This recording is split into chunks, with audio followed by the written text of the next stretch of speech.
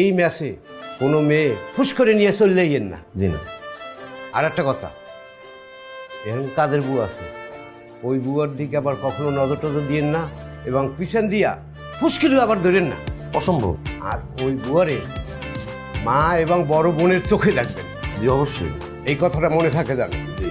আচ্ছা আমি ভাইজান মানে কোথায় থাকবো? আপনি এই জায়গায় থাকবেন। এই সিটে? কার সাথে থাকবো?